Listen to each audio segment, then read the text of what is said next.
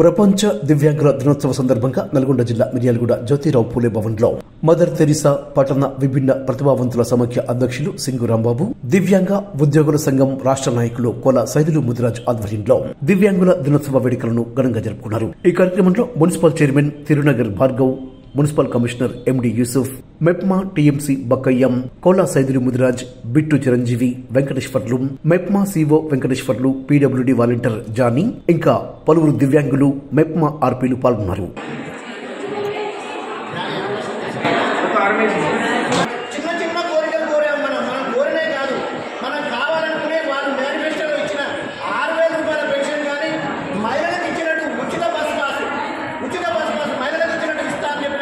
అది కూడా ఇవ్వలేదు.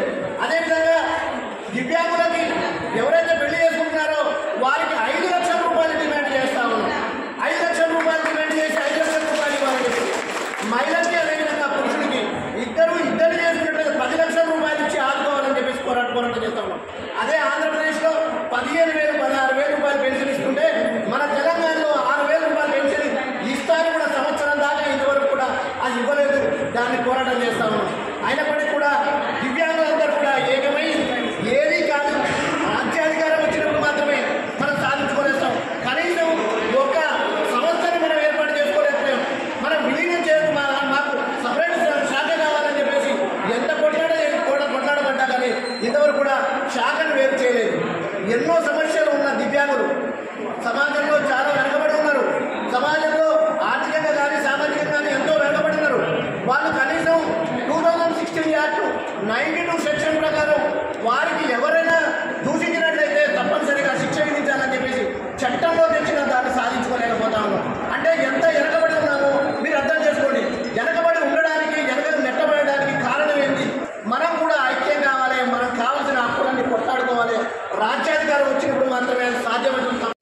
ప్రపంచ వికలాంగుల దినోత్సవము మనం జరుపుకుంటున్నాము. ఇందులో భాగంగా మన మున్సిపాలిటీ నుంచి పెన్షన్స్ ఎవరైతే మన దగ్గర ఇప్పుడు 34 సంఘాలు ఉన్నాయి. ఆ సంఘాల్లో ఎందరో దివ్యాంగులు ఉన్నారు.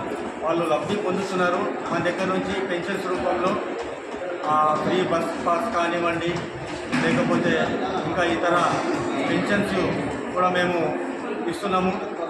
దానికి డాక్టర్ సర్టిఫికేట్ ఒకటి కంపల్సరీగా మనం పెట్టినాము.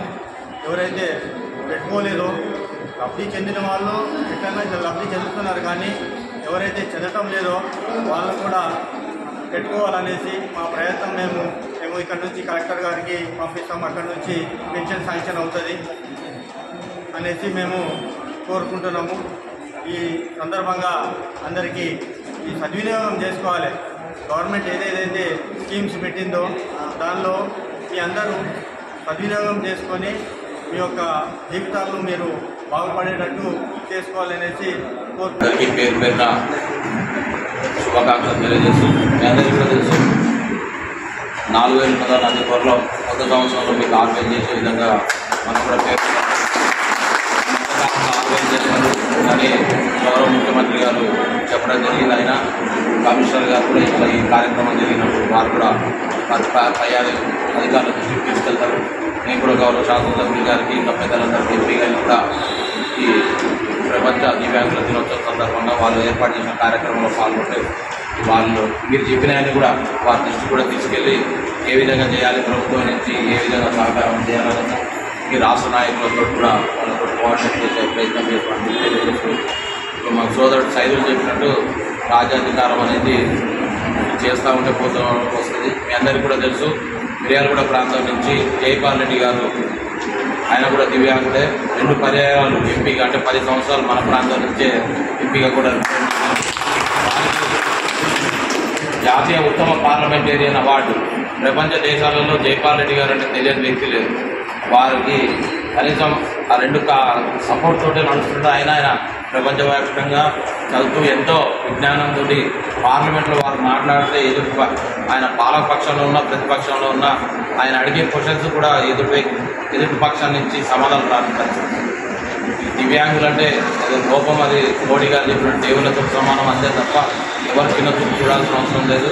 దానికి ఒకటి ఎవరు ఏదైనా సాధించగలుగుతారు అనడానికి జైపాల్ రెడ్డి గారు వాళ్ళ కళ్ళ ముందర ఇక్కడ ఉన్న వాళ్ళు సగం మంది పైన ఓటు చేసిన వాళ్ళే ఉన్నారు. ఈరోజు ప్రపంచ దినోత్సవం అంటే వికలాంగులది చాలా గొప్ప విషయం.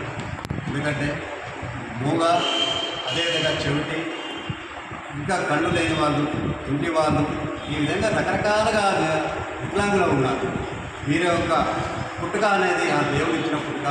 కానీ ఆ పుట్టిన ఆ యొక్క తల్లిదండ్రులకు ఎంత ఇబ్బందికరంగా ఉండి వారిని ఒక దైవంతో వారిని పెంచి పోషించినట్టే వారికి ఆ కుటుంబ తల్లిదండ్రులకు నేను వారికి ధన్యవాదాలు తెలియజేస్తా ఉన్నాను, వారికి మొక్తా ఉన్నాను. కానీ వీళ్ళకి మాత్రం ప్రభుత్వం ముందంజలో ఉండి వికలాంగులకు వారి చదువుకున్న వారికి చదువుకున్నంతగా విద్యాభ్యాసం ఆశించిన వారికి మాత్రం ఖచ్చితంగా వారికి సరిపడిన ఉద్యోగాలు మాత్రం కేటాయించాలి. వికలాంగుల కంటే కొంతనే కాదు, వారు ఏ స్తోమత ఉంటే ఆ స్తోమత ఉద్యోగాలు ఇప్పించాల్సిన అవసరం ఉంది ప్రభుత్వానికి కూడా. కాబట్టి నేను ఒకటే చెప్తా ఉన్నాను, ప్రభుత్వానికి కూడా ఇలాంటి వికలాంగులకు మనం ఎంత చేసినా కానీ తక్కువే. కాబట్టి ప్రభుత్వానికి నేను ఒకటే కోరుతా ఉన్నాను, వికలాంగులని ముందు స్థాయిలో నుంచి వారికి సరిపోను సంక్షేమ పథకాలకు సంబంధించిన బడ్జెట్ని కేటాయించాలని చెప్పేసి ప్రభుత్వానికి కానీ వికలాంగులకి ఏం జరగట్లేదు. వికలాంగులకి 3 వేల నుంచి 6 వేలు, 4 వేల నుంచి 6 వేల నుంచి పెంచాలి. వాళ్ళని ఎవరు కూడా తక్కువ చేసి చూడొద్దు. ఎవరికి కూడా వికలాంగులు అంటే అందరితో సమానం. వాళ్ళు కూడా అందరూ సమానంగా మనం కూడా భావించాలి.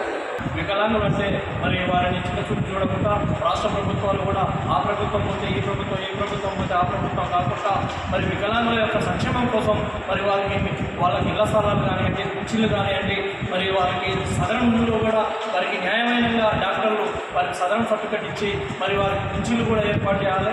మరి వారికి ప్రత్యేకమైనటువంటి కౌంటరు, డాక్టర్స్ కూడా ప్రత్యేకంగా కౌంటర్ ఏర్పాటు చేసి వారికి వికలాంగులకి మరి ఇంత ఉందా అంత ఉందా అని అనకుండా వారి పుట్టకతో వచ్చినటువంటి దేవుడు ఇచ్చిన బట్టి వారికి శాపంగా వెళ్ళకుండా ప్రతి ఒక్కరూ కూడా ప్రజలందరూ కూడా వారిని అభినందించాలి. రాబోయే రోజుల్లో మరి వికలాంగుల సంక్షేమం కోసం వారి ఒక నిధిని కేటాయించి వారికి బండ్లు, సైకిళ్ళు కానీ, మోటార్స్ కానీ అవి కూడా వారికి అందజేసి ఈ రాష్ట్ర ప్రభుత్వం రేవంత్ రెడ్డి గారు ఆదుకోవాలి. ఈరోజు మన దినం, మన పండగ అన్నట్టు. ఈ సందర్భంగా నేను ఒకటే కోరుకున్నాను, మన దివ్యాంగులందరికీ మహిళలకి ఎలా అయితే బస్ పాస్లో ఫ్రీగా ఇస్తున్నారు, బస్సులో ఫ్రీగా ఇస్తున్నారో మన దివ్యాంగులు కూడా అందరికీ బస్సులో ఫ్రీగా ప్రయాణం చేసే విధంగా మరియు పింఛను 6 వేలు అయ్యే విధంగా గవర్నమెంట్ చర్యలు తీసుకోవాలని నా ప్రత్యేకంగా ఈ మరి మనకు కావాల్సినటువంటి మనం ఏ విధంగా మనం ఆ వనరులను పొందాలి, గవర్నమెంట్ నుండి మనకు వచ్చేటువంటి వనరులు ఏమిటి అనేది ఇంతవరకు కూడా ఎక్కువ మందికి, చాలామందికి తెలియదు.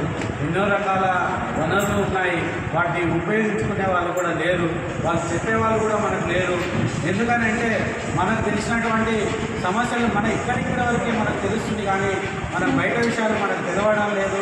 అదేవిధంగా గవర్నమెంట్ కూడా మనని ఒక చిన్న చూపుగానే చూస్తుంది. ఎందుకనంటే మహిళలకు ఫ్రీ బస్సు ఏ విధంగా ప్రొవైడ్ చేస్తుందో దివ్యాంగులకు కూడా ప్రొవైడ్ చేయాలని చెప్పేసి నేను కోరుకుంటూ సంపాదనని అందించాలని రాష్ట్ర ప్రభుత్వానికి గుడ్.